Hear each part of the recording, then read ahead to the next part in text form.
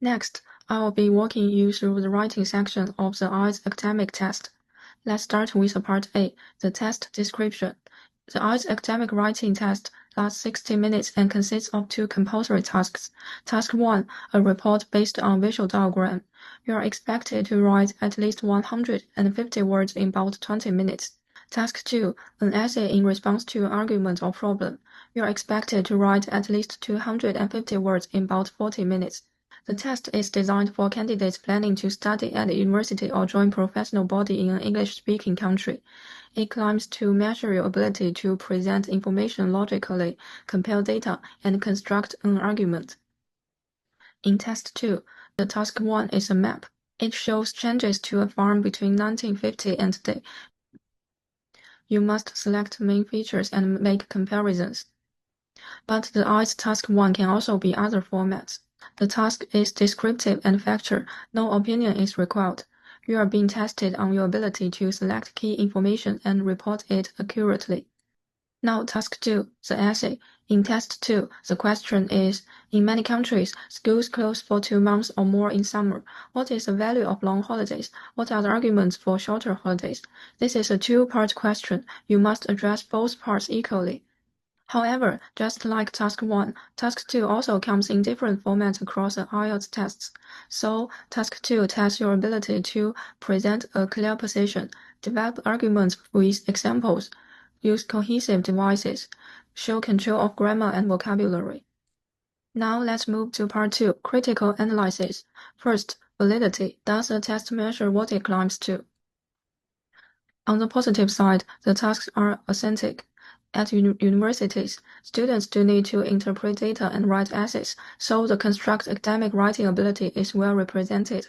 However, there are limitations. Task 1 is not common in all academic fields. A literature student rarely writes a 150-word report on a map or process. So for some candidates, this task may not reflect their actual academic needs. Also, the timing is tight. 40 minutes for a 250-word essay is realistic, but under exam pressure, many candidates cannot fully demonstrate the ability to revise and refine, which is a key part of real academic writing. Second, reliability. Is the scoring consistent?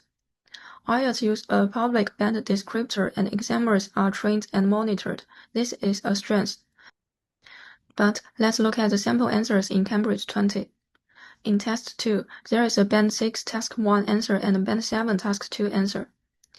If we compare them, the Band 6 answer shows errors in the verb form such as are cutting instead of are cut and repetitive language.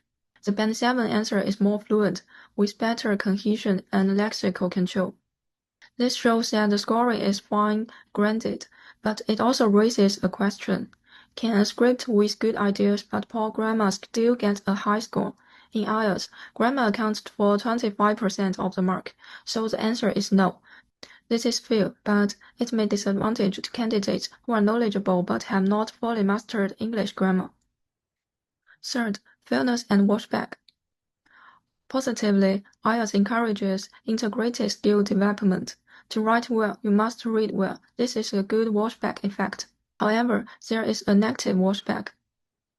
Many coaching centers teach complete and memorized phrases like, this essay will discuss both views. This leads to formulaic writing, which may not reflect real academic writing. Also, in terms of fairness, topics like global fashion or long school holidays are more accessible than topics like urban planning or environmental policy, which require a background knowledge. This can create an unfair advantage for candidates familiar with certain topics. Finally, transparency. IELTS provides detailed feedback in the form of band scores for each criteria. But candidates do not get detailed comments on their performance, which limits learning from mistakes.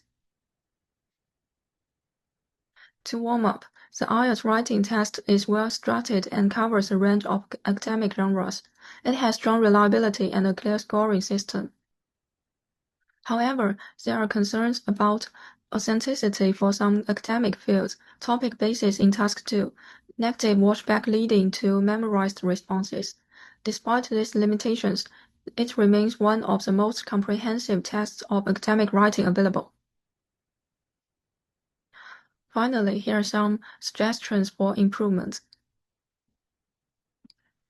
First, introduce optional tasks in Task 1. Allow candidates to choose between a database report and test-based task, such as summarizing an article, so that the task better aligns with their field of study.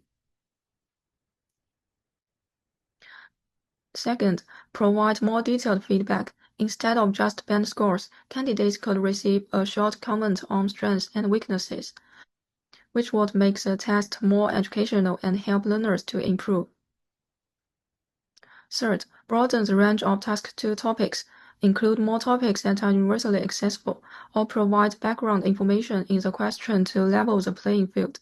These changes could make the test even fairer and more reflective of real academic writing. That's all for our presentation, and thanks for listening.